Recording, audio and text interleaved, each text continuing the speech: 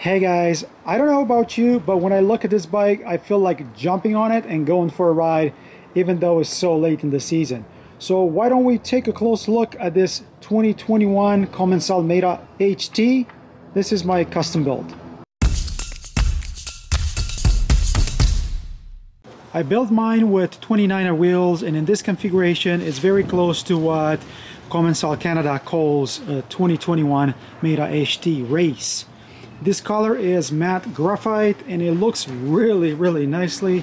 In my case, I covered it with the 3M film pretty much everywhere, as from the factory the frame is not protected in any way, even here on the down tube. And talking about the wheels, these are Arch MK3s from Stans with a Mini and DHR front, and I have a Recon in the back.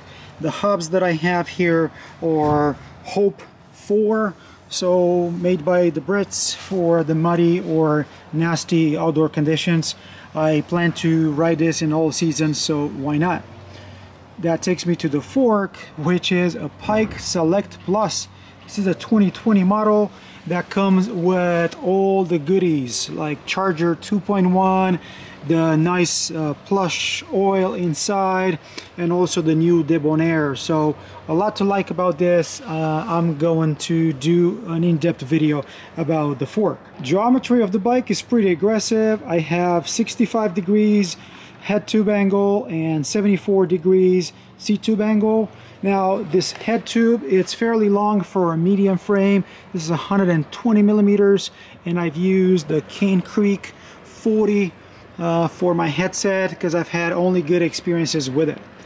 I mentioned that this is a medium frame and I am 5'10". I have built the bike with a 60 millimeter stem, thinking that it might be short.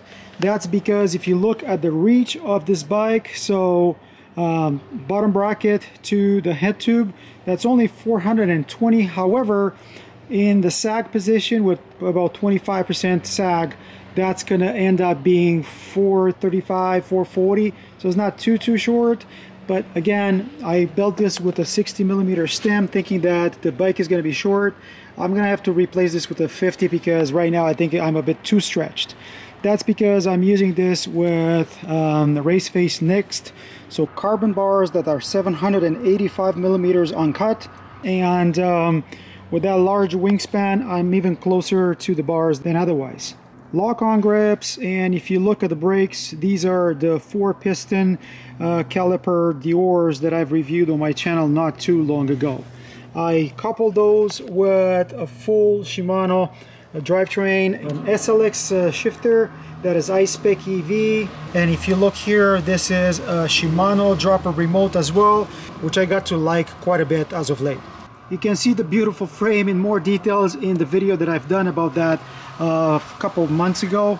But if I'm continue on here to the back, the dropper post that I have, this is actually a cheapo fresh takeoff. It's a Bontrager Elite 150 mil, and the seat is something I had in my parts bin as a Giant Connect saddle. I only like it because it's fairly short, otherwise nothing special about that. And that kind of takes me down to the drivetrain, which is very similar to what Commencal uses for their 2021 build. Again, even though I didn't inspire myself from that. SLX cranks that I've reviewed not too long ago, 520 pedals. This is a 32 millimeter chainring. Chain is actually an XT, not an SLX. XT is also the cassette, the 1051, and the SGS derailleur. I have individual videos for these parts, so I'm not going to spend too much time on it here. I already mentioned the Hope 4 hubs and also the 4-piston Diors that I reviewed not too long ago. They're very powerful enough that I only installed in 160 XT disc in the back, and I coupled that with a 180 millimeter disc up front. Plenty of power and good modulation with this 4-piston brakes. Definitely good for trail riding. I got the SLX cranks because they're pretty much like the XTs with a different color. I installed an XT or SLX threaded bottom bracket because they seem to last a bit longer, and the cranks that I got are 170 millimeters. Again, this is a medium frame. I thought it would give me a bit more clearance. My fork right now is 140 millimeters. I am planning to change this to 150, but with that 140 fork, I can tell you that my bottom bracket under sag is at 320 millimeters, so 32 centimeters. That's with the 29er 235 Recon Race in the back and the DHR2 2.3 up front. I am probably going to upgrade this or change it to a Dissector 2.4 and maybe a Recon 2.4 in the back, but that's probably going to be a spring-like project. Tire clearance up front with these 2.3 tires is plenty of space, so I can probably run 29 and 2.6 up front, no problem. Obviously, if I'm okay with the weight of that tire. In the rear with the 235 Recon Race, I have tons of space here on the seat stays. The limiting factor, it's going to be the chain stays. You see how much I have left. It's about a finger, so I can put something fatter than that, probably 2.4. I don't think you can fit a 29 or 2.6 in there. Even though I didn't aim for lightweight, in the current configuration with the bottle cage and the pedals, this bike is 12 kilograms, so about 1.5 kilograms lighter than the Commencal Canada configuration. Now, how does this ride? I know some of you guys asked me already if this is a harsh hardtail or is nice and compliant, and the answer is I don't know what to tell you. I haven't had a hardtail in a long time, and in riding this, yes, it feels like a hardtail, but it's not something that I didn't expect or I was surprised by. So I think it's a good hardtail. Don't expect it to be squishy in the back, because it's not gonna be.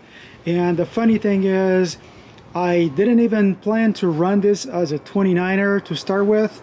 What I planned to do was to have it with fatter tires, mostly to give me a bit more cush in the back. And what I have here is a 27.5 wheel set with 31 millimeter ID rims. I have 2.6 minions installed on it, and yes, I am still waiting for that micro spline for the Sun Ringle so I can install these on the bike. So that's my next plan. I'm gonna try and ride this with 27.5 wheels as well.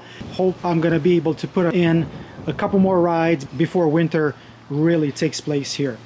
And that's the end of my quick check of this custom 2021 Meta HD AM, guys. What do you think? Would you buy one of these if you could get it? Let me know what you think in the comments below.